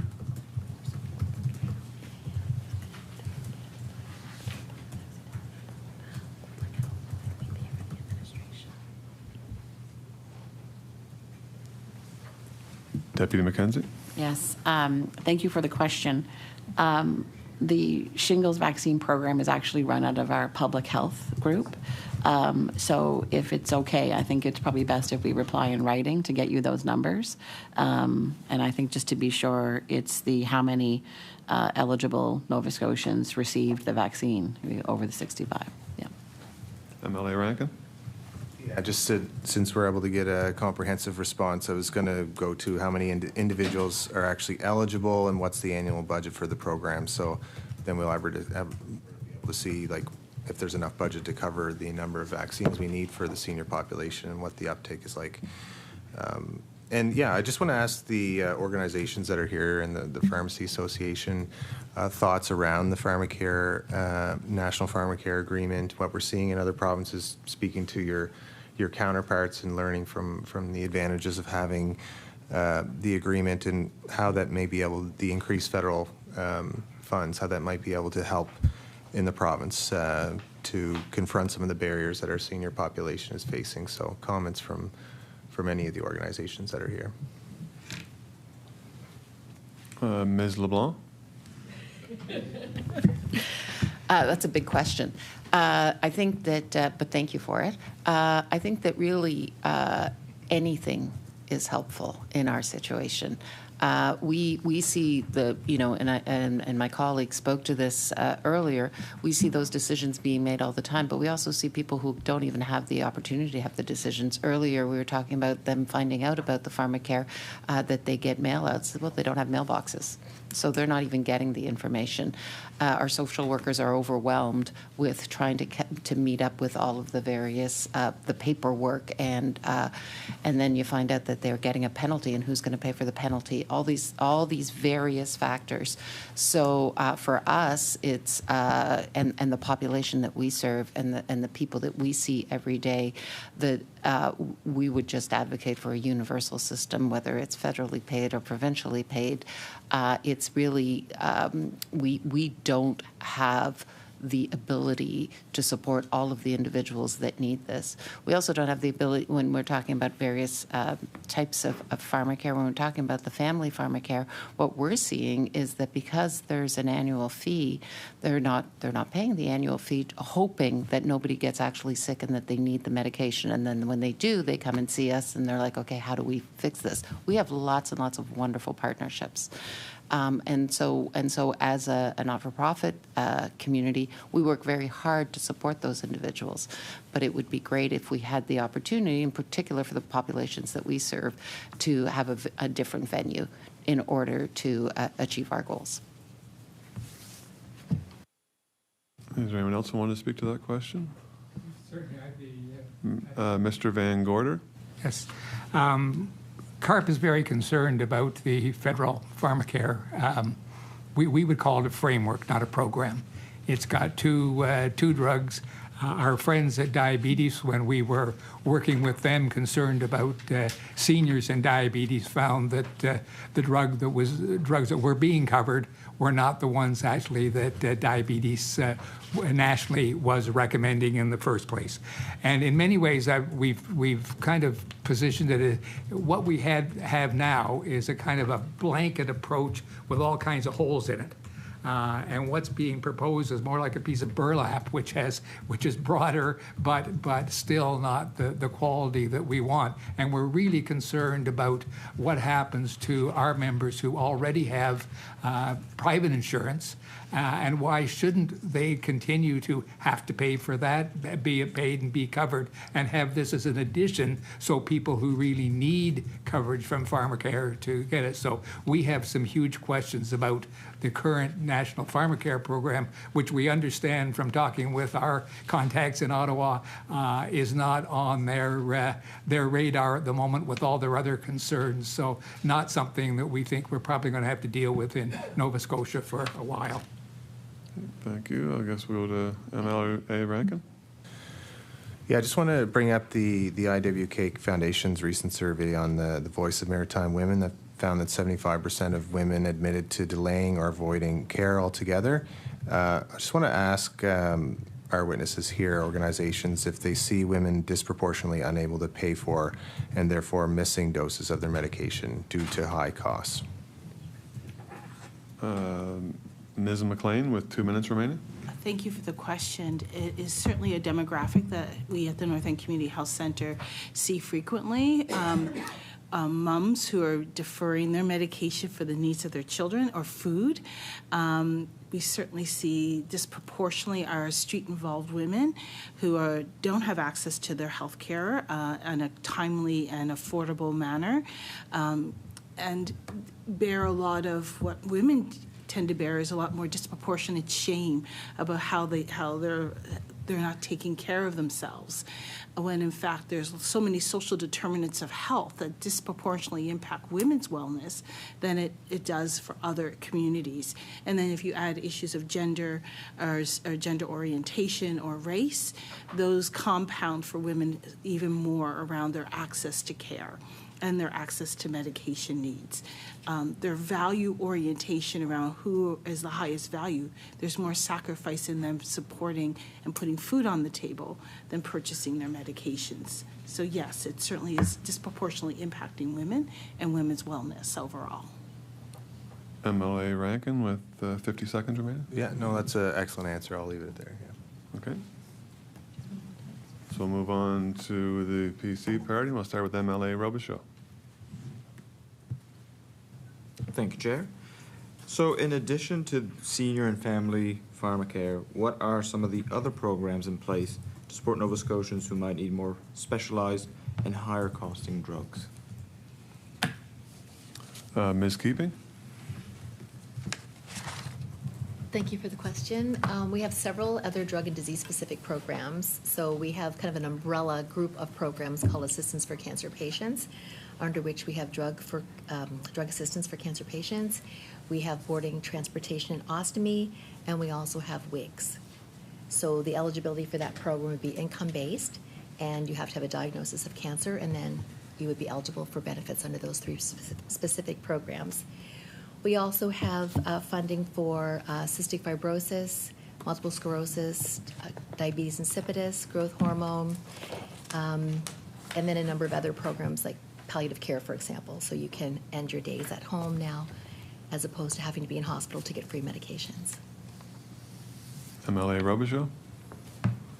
I'll pass it on to my colleague here. MLA Corkum Greek. Thank you. I am glad that in this second round there's been a more fulsome tapping of all of you who have taken time out of your days to be here as witnesses, and I want to make best use of that. I mean, there was certain lessons learned in 2016 that a big, an overhaul of a program like Pharmacare, it deserves a lot of consultation. It can also create a lot of anxiety. So from time to time, we must undertake that kind of expansive review and overhaul of programs. But what I would really like to use time remaining for the non-governmental witnesses is just if you have any other, like we've heard the importance of just better communicating, finding alternative communications. The point about mail, if somebody doesn't have a mailbox, is very, very relevant. But if you have some, I'll call them bite-sized, like Timbit-sized suggestions and adjustments that could be made to improve the affordability or accessibility of Pharmacare programs, and if you can just signal to the chair who might like to answer, it is asked of all of you. Start with Mr. VanGorder. I think the first thing that we would talk about would be a faster approval process. As you know, the process going through the CDA and then to the provinces can take 12 months, 18 months, even longer sometimes.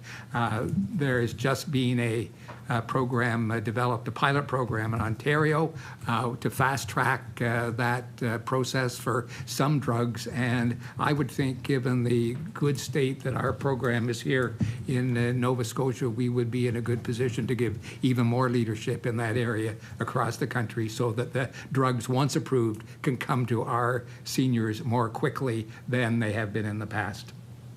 Thank you. Mrs. MacLean? Thank you for that.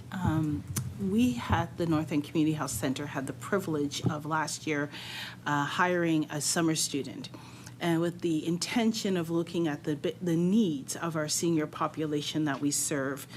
That summer student interviewed over 150 seniors. That's just our small, well, we have a large clinic. And out of that, our interdisciplinary team of allied health took the data and said, what can we do that's low barrier, that we can actually do some access to improve the quality of the lives of the seniors that we support. And the simplest one around Pharmacare, seniors Pharmacare, is our allied health, particularly our social work team, developed each quarter.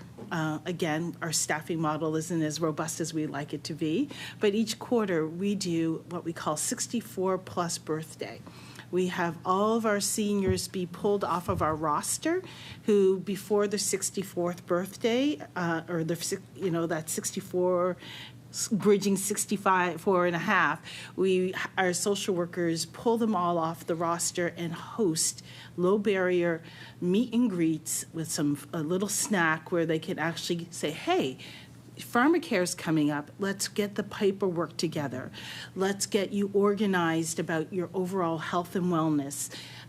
With a lot of our seniors that we serve have diabetes and our multiple comorbidities. We have, I believe it's a 0.4 foot care person. The prevalence of the need for foot care with people, and it's not covered in our formularies, right? Needing those kind of supplemental supports to keep themselves ambulated. So just the need for additional resources from a small summer student grant indicated the meaningful pieces of work that can be done that we have access to, but also told us about the barriers. So every quarter, we have a party and we try to get our people out because they get to be celebrated, but we also get some paperwork done. Very low barrier. And because we have trusting relationships with our providers, with our patients, it's a very simple thing that folks feel very supportive in accessing. And if we added on foot care, we would actually get double the number of people, but we don't have the financial resources in our pocketbooks right now to support the addition of a foot care nurse, addition of nutrition, the addition of all the other resources that this particular population, we could actually support them in a wraparound way. Low barrier, easy access, affordable, and it's something that is that's in their backyard. Ms. Bodnar? Thank you. I'm going to build off that, and I won't take credit for it. It was one of my team members when understood that I was coming here when we're talking about how do we help And it was right around that 64th birthday conversation. We see a lot of issues of transition of care. So going from a private coverage to the public coverage at age 65 that results in a lot of stress, a lot of concern over either losing coverage or having transition drugs. Quite frankly, we see the same thing sometimes when they're coming out of hospital, that they have been on a hospital formulary and then have to transition back to a community-based formulary. And the suggestion was put forward was that on everybody's 64th birthday that they do have a comprehensive medication review, so that a year before that transition happens, they know what drugs that they're currently on are going to be covered or not covered or go to special authorization, and they can start that process with their primary caregiver to get those either those transitions started or the special authorization process is started, so that there is a significantly reduced stress at the time of enrollment when they move into the Pharmacare programs. Thank you very much. There's 15 seconds remaining. MLA Corkum Creek. I will only take this opportunity to say thank you, because that crux of that idea, that's such a positive, people being seen, people being informed. Order. Thank you. Thank you. So now we will ask if there are any closing remarks. Who'd like to make closing remarks? Anybody? No? We're good? Okay, well, thank you all for coming today. We really appreciate your time and your information you shared with us. Thank you very much, and we'll have a 2-minute break. Thank you.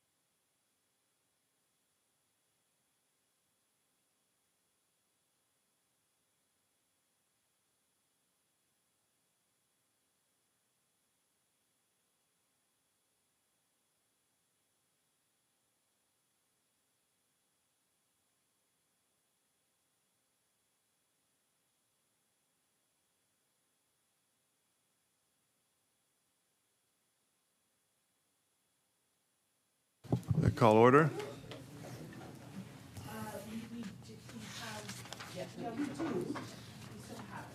Okay,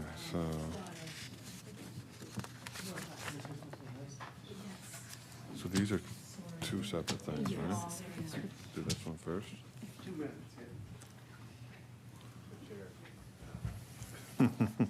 Thank you. Okay, so we have a motion from the NDP. I'd ask the member to please read the motion. MLA LaChance. Thank you. This has been circulated to members of the committee. I'd like to move the following motion. Whereas residents in British Columbia, Manitoba, Yukon, and Prince Edward Island have access to free birth control and diabetes medications, and Nova Scotians need and deserve the cost savings at the pharmacy counter that other Canadians currently have. Therefore, be it resolved that this committee express support for making birth control and diabetes medications free for Nova Scotians. Okay, discussion. MLA Fedar. Thank you. Good afternoon, everyone, again. I think today's conversation has been very enlightening for me. I've learned a lot, most especially around the federal government and the conversations, and we've heard a lot from the Deputy Minister today. And I think it's obvious that from what we've heard that the conversations are still ongoing. They have not ended. The government has not said no. They're still looking at it, and the conversations are still ongoing. I want to say that our government will continue to work towards this, finding solutions to Nova Scotians that are well thought out and properly implemented. My father used to say that because you're the first house on the block does not mean you have the best house. So I don't think we're in a race to being the first. We're in a race to offering the best for Nova Scotians. I think that this motion, as I've heard it today, I was hoping that they'll probably not bring it up again because of the enlightening conversation we've had here today, but it's still being brought up. I think this motion mischaracterizes the situation as it currently stands. We do not believe that this committee will be serving the people of Nova Scotia by encouraging the Parliament to rush into an agreement that is not satisfactory, that is not the best for Nova Scotians.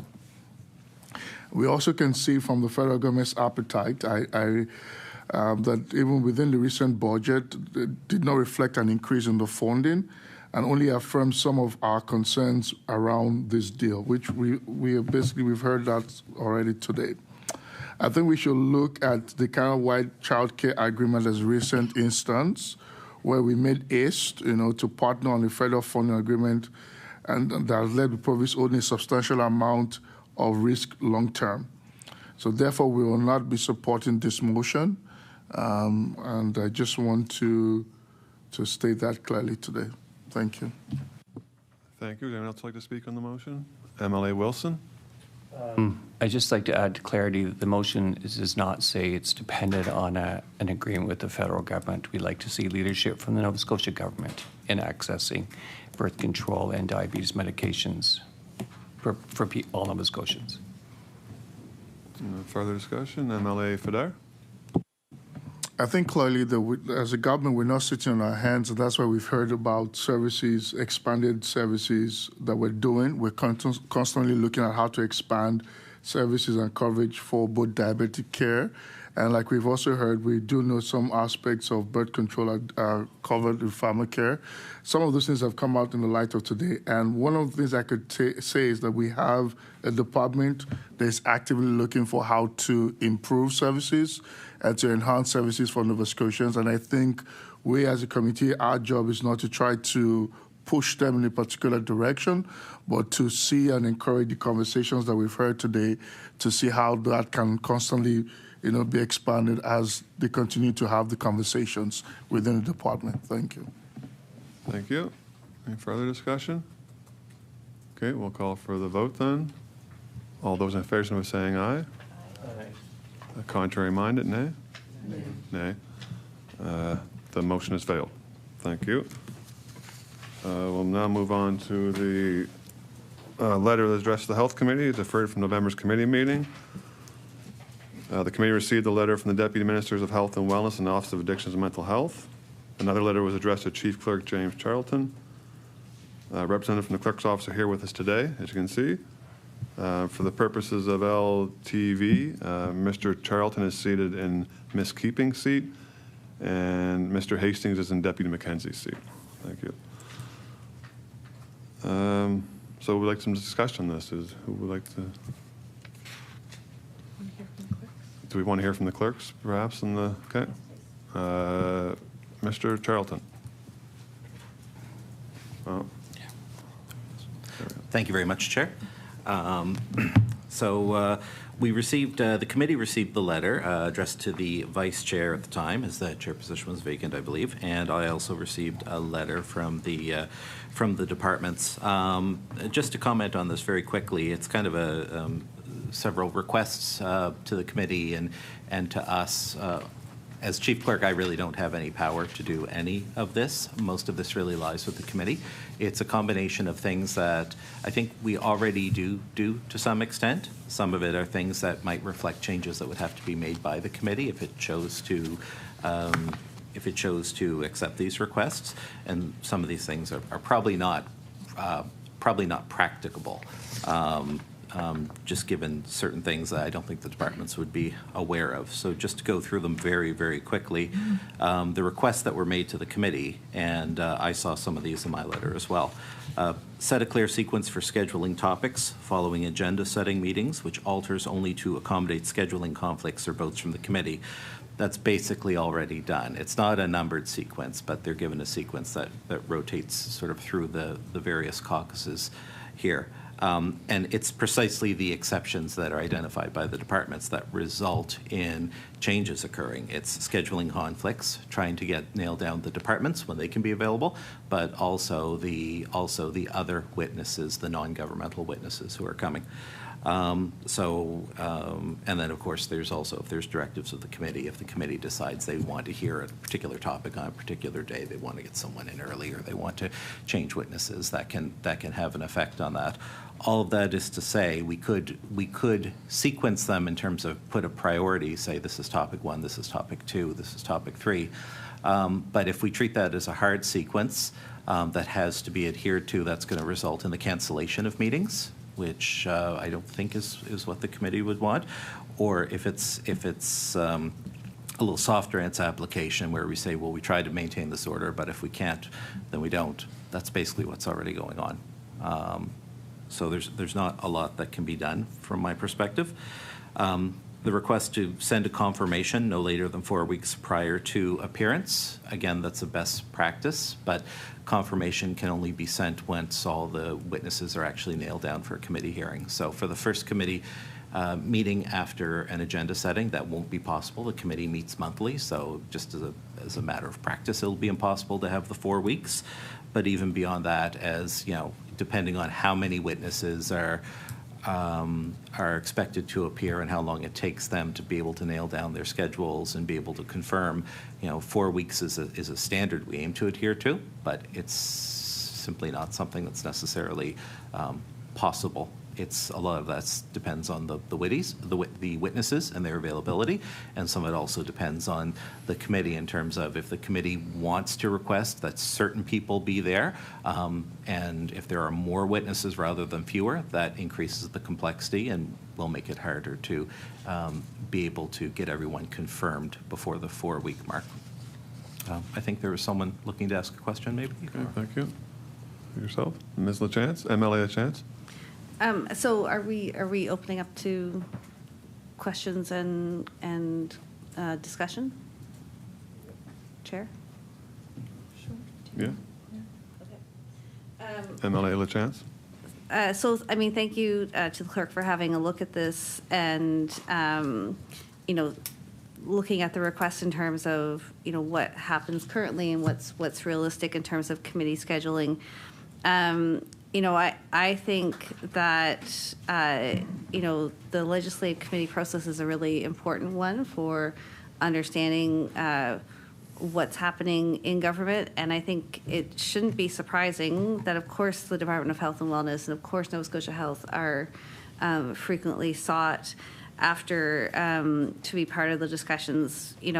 The budget for the Department of Health and Wellness is, I think, nearly $6 billion, spending on And that single department is like 34% of government spending. I mean, this is a large ticket item in a complex system that, this government has promised to fix. So, it's part of the job of being a deputy is that you appear before a legislative committee. So when I worked federally, we certainly never considered it an option when our deputy head was asked to appear before a parliamentary committee, and we prepared them. And it does take some time, but it's not, I don't think it's onerous, and I think it's really part of the job of senior officials to be available to make that link between the bureaucracy and the legislative function of government. So I think as far as I know, clerks do tons of work around trying to be congenial and efficient with scheduling, and that should continue. But I don't think any one department or organization can ask to be excused from appearing before legislative committees. MLA Wilson. I would just like to add to my colleague's comments. Having worked in the Department of Health in the past and being asked to appear for committees, I find it shocking that the option of saying we not at this time. I think as a civil servant, my past life, which was incredibly rewarding, that it's a duty to appear before legislature committees of any government. I think we can be practical and purposeful and principled on this. I think it's practical that if there's something going on, that we have done it many times, changed our meeting to accommodate guests, whether it's online or stuff. So I think we can be practical and accommodate the department's guests. But I do think in principle, healthcare is so important. We heard today that people want more information, clarity of information, and this is a good opportunity for Department of Health sometimes to clear up some of the myths and information share. So I think that there's a principle in accountability and transparency that this committee serves, and I think it behooves the Department of Health to appear when requested with some degree of accommodation to make it work. MLA Rankin. Yeah, I don't think we need to overcomplicate it. These are letters that were sent to James, and the clerk made comments on that. And I think in terms of what they're requesting, it's suggestions. It's not asking for any structural change to the committees. We continue to operate how we are, and that we take it under advisement, I think, is probably the way to go about this. It is a health committee that most times wants the Department of Health here. It's a monthly committee, and health ends up at public accounts too, often because they're half the budget. That's the reason why health committee was actually created, because the Department of Health was at public accounts almost all the time. So that's why we accommodated another meeting that was in the chamber too. It used to be health and public accounts in the chamber, and at some point they were transitioned over here. But as the clerk said, this is about trying to accommodate best practices anyway, and I think we just take it under advisement. Any further discussion? No? Okay. Mr. Charlton? Just wanted to point out a couple of things. One thing, I was talking with our very knowledgeable committee clerk earlier. She indicated if the committee found it helpful, she might be able to undertake a jurisdictional scan about health committee practices, just so you could see kind of where this committee is vis-a-vis other committees. That might be helpful to inform your decision-making in terms of how to reply to the letter to the committee. The other thing was, there was one specific suggestion that I thought did want to make a point of bringing to your attention, because I think it might actually be quite helpful for the committee. And this was the suggestion of, with the letter of confirmation, include a high-level outline of desired areas of focus, including outlining specific data or clinical information of interest. This is something that really the committee would have to instruct the clerk on. It might be something that whoever's suggesting the topic might want to, involve their caucuses to do some research on and prepare this kind of small outline and requests for information. But that might be helpful in terms of providing that information to the department, so that the committee can get the information that it's seeking, make sure the department knows exactly what to prep on. It might also be helpful for the committee when it's considering what topics to choose. So simply offer that up. Thank you very much. Is the committee interested in the jurisdictional scan? Doesn't seem like we're okay without it, it looks like. Okay. So I think that would bring us, there's no motions or anything in regard to this. I think we've come to conclusion.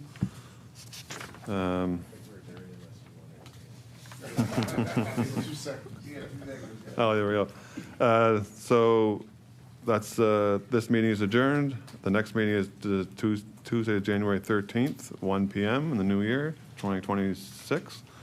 And the topic is Community Wellness Framework. Thank you.